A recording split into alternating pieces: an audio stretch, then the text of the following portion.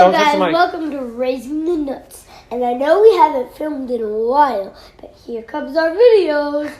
Let's get on with the video. Let's go. What's up everyone, welcome back. Hey, how are you? So in today's video, we're going to go over 5 more hands from the past, but they're going to be hands that I actually lost. The last video I did 5 hands that I won. These are going to be 5 memorable hands that I lost.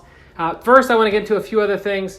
So you can look here for the timestamp if you want to go right ahead to the hands, but since the last video came out, there was a podcast that Joe Ingram did with Garrett Adelstein, and I thought it was amazing. And if you guys want to check that out, put that in the link below if you guys haven't seen it yet. But Garrett talked a lot about depression and about some other different things that he was going through. If you guys haven't been watching my channel for a while, I did have a panic attack about 5 years ago, and I've kind of spent the last 5 years really trying to work on my mental game and work on mental health.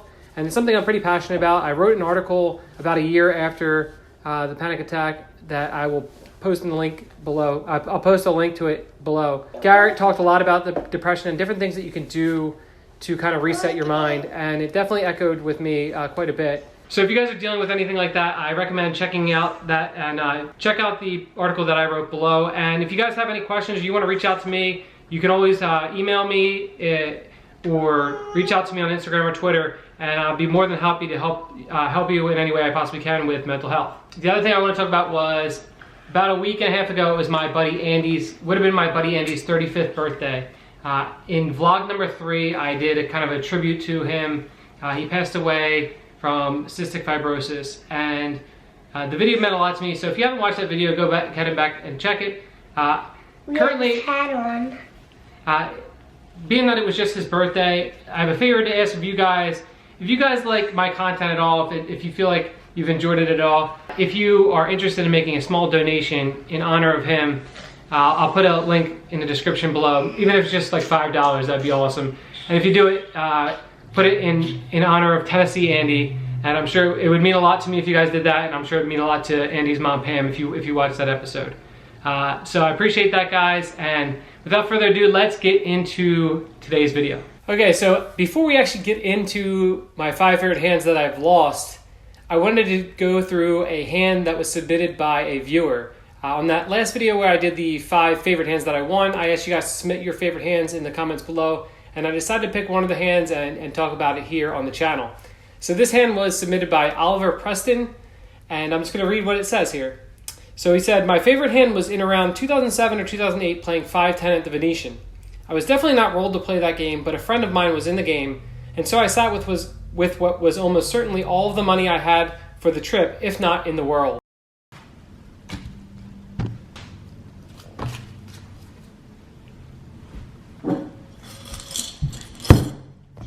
This is all I got.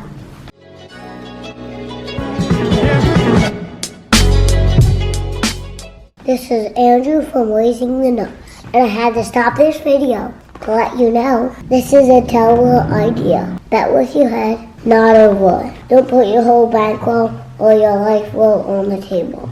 Thanks. A guy sitting to the right of my buddy announced, I'm raising this one blind, boys. Make it 50 to go.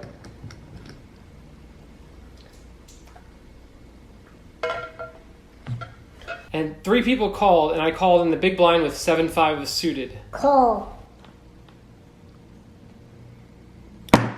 The flop was 8-7-2 with 2 hearts. I checked, and the guy... It's too blind, boys. Make it 150. 2 people called, and I called closing out the action. Call. Turn was a 5. I checked, and the guy announced... I'm not sure if I have anything. He held his cards up to show my buddy and laughed.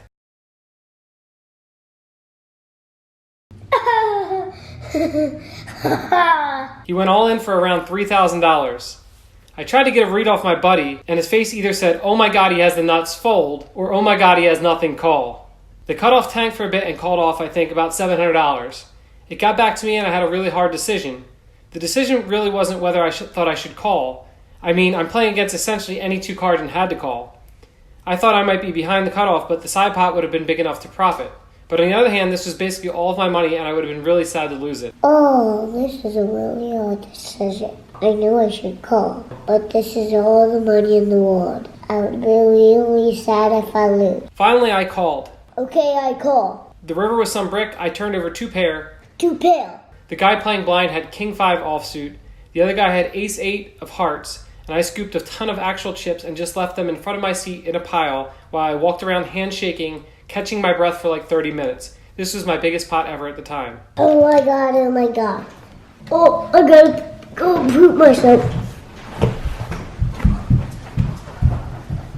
So if you want to submit your own hand to be recreated on the channel, please do so in the comments below or send me a message on Instagram or Twitter. Please be as descriptive as possible so that the actors and actresses can do their job. And hopefully you'll see some of those in a future episode. Okay, so now that's out of the way, let's get into 5 memorable hands that I lost. Boo, Trevor! He lost 5 hands!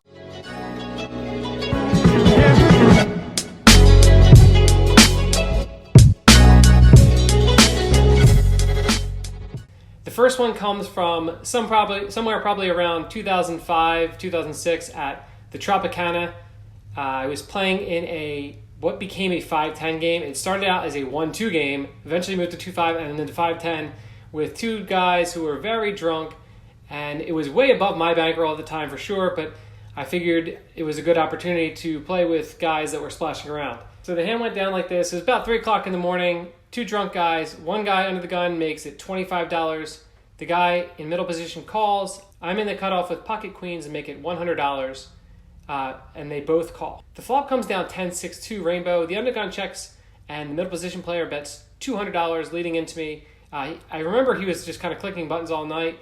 But again, this is a spot where I've never played pots this big at the time, I don't think. And I knew that if I busted, I wasn't going to be able to reload. So I was not sure what to do at the time, which sounds funny with pocket queens against a drunk guy on 10-6-2 in a 3-bet pot. But I remember thinking a long time, and I remember the guy saying, don't do it, don't do it.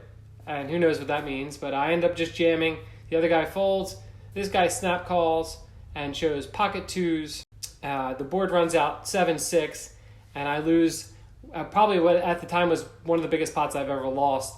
And I definitely was not happy about it. I definitely was pretty sad and thought that maybe I should be doing something differently in that spot, when in reality it's just a cooler, against a drunk guy who's flopped a set over against an overpair in a 3-bet pot with less than 100 big blinds. So, but memorable for me because it was probably the first big pot that I lost in my poker career.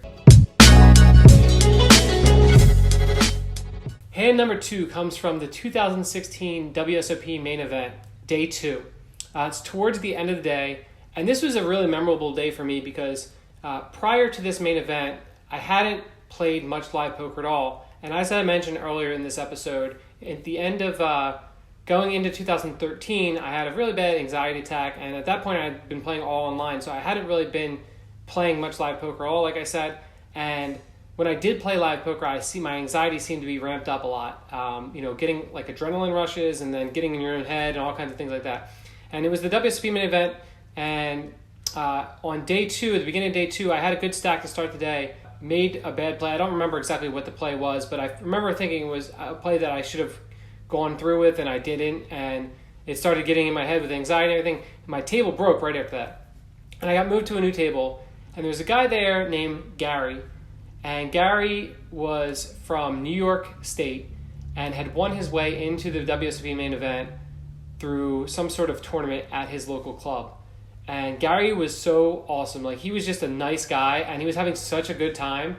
And you could tell that he was really excited to be in the tournament. And then he actually said over and over again how much he just wanted to make it to day 3 for the guys that back home who said he wouldn't even make it past day 1. Gary had all these different catchphrases he'd use in every hand. So that led to this hand about 45 minutes before the end of day 2.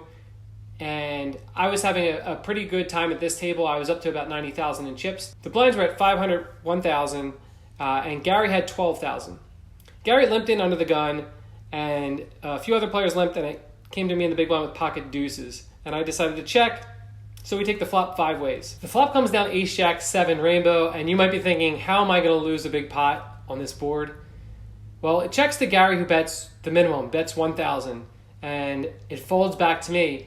And I had picked up some kind of sizing tells on Gary, and thought, he had a pretty weak hand in this spot, just min betting, even though he's betting into 5 people. Now, keep in mind, in normal terms, he does not have much behind. He only has about 10 big blinds behind. So my idea here was to make a small raise on the flop and then jam the turn and assume that he's just going to fold most of his range because he wants to make day 2. And given that, I thought he had a pretty weak range. Now, my hand at this point doesn't really matter for me. In this case, I just happen to have pocket 2s, which kind of sucks. Obviously, I'd rather have like some kind of gut shot at least, but or like an overcard of the jack, but whatever. We're just trying to make him fold. So I go ahead and make it 3,500. Gary thinks a really long time and puts in the chips to call. And the way he does it, he says playing for 3,500 because that's his signature thing. So he makes the call. So he's left with 7,500 going to the turn. Now, against most people, you'd assume that you'd have no fold equity on this turn. The turn card is an offsuit 6. So you'd assume you'd have no fold equity, but I was just kind of going again with the idea that I thought that he'd fold just to survive to day 2. So I go ahead and shove him in there, and he tanks forever, for a really, really, really long time. At this point, honestly, if he decided to call, I was going to feel happy for him that he was going to double up, and if he folded, then I was happy that I obviously got this bluff through and can increase my stack. Eventually, he decides on a call with ace-5 offsuit, and I turn my hand over, and he says, "What are you doing to me, Trevor?" At this point, honestly, I was kind of hoping that a deuce did not come because I would feel terrible to eliminate Gary from the main event in this fashion. The river was a 3. So Gary doubles up. I take a small dent to the stack. Gary excitedly, rakes in the pot. And I actually followed him the next day. He did make it to day 3. And he was a few tables away from me on day 3. And we kept in touch throughout the rest of the tournament. Unfortunately, he busted right before the money. But he was an awesome person to meet. So if any of you guys watching out there know Gary from the Big Slick Poker Club, somewhere in upstate New York, I think, let him know that he's in this video and that he is awesome. If you know him and you play with him often, you probably know how great he is. So shout out to Gary. Hopefully he somehow finds this vlog.